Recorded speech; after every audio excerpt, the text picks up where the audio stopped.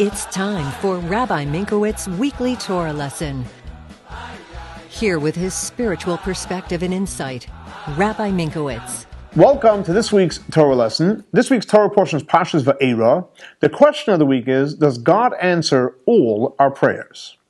So in this week's Torah portion, Parsha's Va'era, it comes in continuation of last week where Moshe Rabbeinu complained to God that ever since you sent me to help the Jewish people, things got worse for them.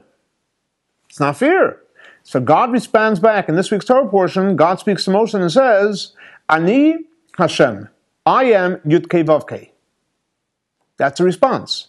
And then he continues on, I appeared to Abraham, Isaac, and Jacob, Bekel Shat Shindal Yud, but Shmi Hashem, the Yud-Kei Vav-Kei, the magic name, I have not responded to them with. I never revealed myself to them with. So what kind of answer is that? To you, I'm Yud-Kei Vav-Kei. Them, Kel Shindal Yud. What does that mean? So what God was telling Moshe Rabbeinu was as follows.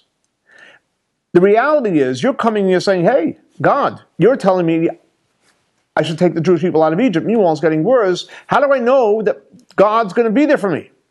And God says, guess what? I will be there for you. You know why? Because my promise, my commitment to you is with my name, Yud-Kei Vav-Kei. However, because you're going to ask a question, look at Abraham, Isaac, and Jacob. You promised them the land of Israel. And look, Abraham, even though you promised him the land of Israel, he had to buy the burial plot for his wife. And God says, that is correct. But the reason why he had to buy it, even though I promised it to him, is because I only appeared to him with Kel Shindal Yud, not with the name Yud-Kei Vav-Kei. So the question is asked, hold on a second. If God makes a promise that he's giving Abraham the land of Israel, so what's the difference if he uses Yud-Kei Vav-Kei or Shindal Yud? If God makes a promise, shouldn't he fulfill on his promise? So the Rebbe explains a fascinating insight, and he says like this. Anytime God makes a promise, a commitment, it gets fulfilled, 100%. However, there's a big difference where the promise is coming from.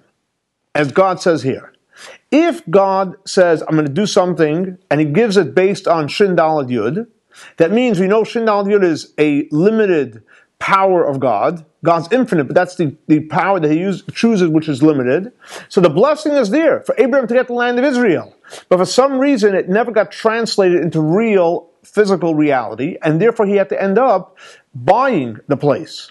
However, when God blesses you and makes a commitment with the Yud-Kei Vav-Kei name, then there's nothing that can stop that blessing from materializing. It will be fulfilled on the spiritual level and on the physical level.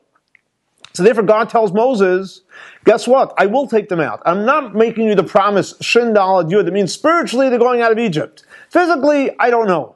No, they will physically leave Egypt because I'm giving you the promise with Yud-Kei Vav-Kei. So the answer to the question, are all our prayers answered? Absolutely. All our prayers are answered. But it depends. If we pray and we only reach the level of Shin Daled Yud, they will be answered on a spiritual level. But on the physical level, it's not going to be answered. However, if we pray to God himself, Yud-Kei Vav-Kei, and we do our prayers, we say God's name, Yud-Kei Vav-Kei, when we have in mind, that's where that's where we want God to answer our prayers from. All our prayers will be answered, not only on a spiritual level, but also on a revealed physical level. Thanks so much for joining us for our weekly Torah lesson. This week's Torah lesson is dedicated to the memory of Baruch ben Ari Leib and Shlomo ben Yosef. May their souls be elevated by the Torah that we're studying in their memory. For more information about Chabad, please see our website.